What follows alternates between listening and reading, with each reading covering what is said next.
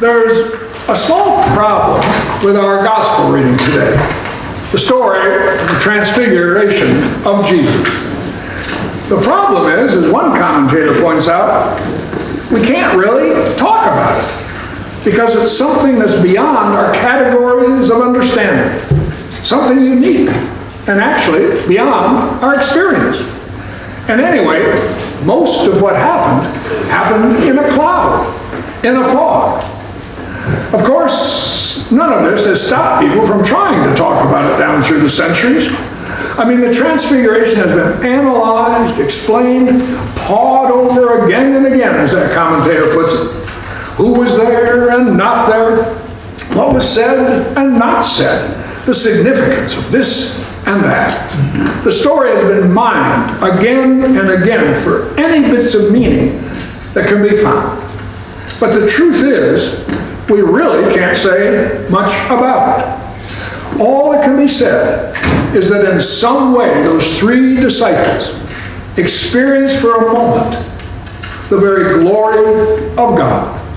For a moment, they caught a glimpse of some other world beyond their world. Some brightness so bright, some splendor so splendorous, that they were dazzled and terrified and awestruck. And ever since, people have been fascinated by it. Ever since, people have wanted that same experience for themselves, to finally see face to face, to at last see the glory of God, to experience God in some clear, unmistakable way. And as that commentator says, that is the one thing we can talk about, how people seek the same thing. She writes, people try all kinds of things in the hope of encountering God. They fast, they pray, they go on pilgrimages, they beat drums. Some of them follow ancient spiritual tradition. Some of them just make things up as they go along. Some go to seminary, some go to India. But one way or another, what they are all after is an experience of the living God. They've had enough explanations. They want to come face to face with a real thing. And maybe that's us in a way. Kind of tired of all the neat explanations, even tired of living by faith, which is to say that if there is a God, what we mostly experience is the absence of God and the silence of God, leaving us wanting the real thing, that clear, undeniable encounter of our own. And yet, could it be that in truth, we have experienced the real thing more than we realize or dare to admit? Another author has written, we have seen more than we let on, even to ourselves. Through some moment of beauty or pain, some sudden turning of our lives, through some horror of the 12 o'clock news, some dream, some breakfast on the first and last of all of our days, we catch glimmers at least of what the saints are blinded by. Only then, unlike the saints, we tend to go on as if nothing has happened. To go on as something has happened, even though we're not sure what it is or just what we're supposed to go, where we're supposed to go with it or do with it, is to enter that dimension of life religion is a word for. And I think that is the truth of it. We have seen something of God, even the glory of God. But often we live as if we've seen nothing at all. When I was 6 or 7, my dad got my brother and me up early one summer morning and drove us an hour or so outside of Minneapolis to a high hill where we could get an unobstructed view of a total eclipse of the sun. My dad thought it was a marvel that both my brother and I should witness. But he cautioned us to look at the sun only through the smoked glass that he had brought along. If we looked directly at the eclipse, he said, we could go blind. And I remember thinking how strange that some marvel like that, some splendor, could be so dangerous that it could not be looked at directly without serious consequences. And maybe it's like that with the glory and presence of God. It is to be both dazzled and terrified. And there can be some serious consequences. And maybe we're afraid of the consequences. Could it be we're afraid that if we really looked beneath and beyond what we see, and admitted that now and then we've seen something of God, we might feel transformed, consumed with a passion for God's sake, or see all that really doesn't matter, or make what passes for a normal day-to-day life more and more difficult to live in the way we typically do? There are consequences. To see something of God's glory is, in a sense, to be dazzled. So much so that we do go blind, in a sense. It is to be blinded like the saints were blinded to everything but God, their eyes filled with the terrible brightness of God. But then, unlike the eclipse of the sun, to be given new sight, to see things in a new way, to see what matters to God, and live out of that vision. I mean, what would happen to us if we really did look, admit that we have seen, allowed ourselves to be dazzled and consumed by it? What would happen if we really looked at this earth and saw it as those first astronauts to girdle the moon on a Christmas Eve those many, many years ago saw it? Saw it as no human being had ever seen it before.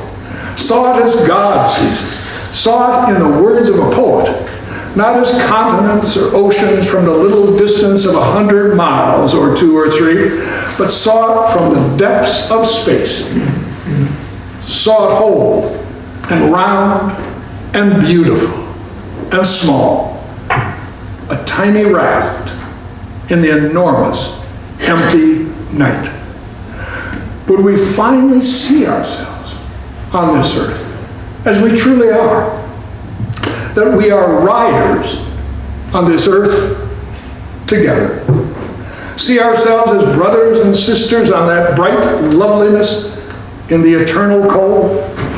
I mean, what would happen if we looked at the earth and actually saw it as God's own earth, God's own creation, and saw ourselves not first as American or British or Russian or Chinese or whatever, but as children of the Creator? Saw that in spite of all the differences, in spite of nations and religions and races, we are somehow one. That we're part of each other because we're a part of God. But it changes. Change how we treat each other on this earth. Change how we treat the earth itself. And what would happen if, like I did 50 years ago in Memphis, when I visited time and time again in the VA hospital and saw the mangled bodies and mangled spirits and minds of young soldiers back from war, courageous young men, that we really looked at some of the horrors of that and allowed ourselves to see the sorrow of God, allowed ourselves to see what they went through. I mean, would we find it harder to glorify war? Would we work harder to find a way to establish peace and security in a world that, yes, often like in the Ukraine, where evil threatens, and they have to somehow battle for their freedom, but still even see that as a way to work harder for peace? Or what would happen if we looked into the face of a hungry person, starving child, a hurting or lonely man or woman, a refugee, some broken down wreck of this world, and allowed ourselves to see the very face of Christ, as Jesus said we would? Would it be harder to ignore them, write them off, turn our backs? Or what would happen if we actually stopped and allowed ourselves to take in the wild, wild beauty of a day? One of those days so brilliant and splendorous that it almost takes our breath away.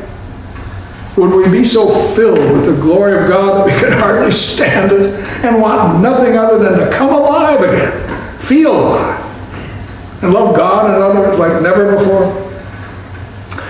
If we ever allowed ourselves, to really look and let on to what we see, it'd be dazzling, what we see, but it'd also be kind of terrifying, because it would give us a vision of a whole new way of living and being in this world and at the same time shatter some of our neat opinions, our rigid views, open us to new thoughts, new action.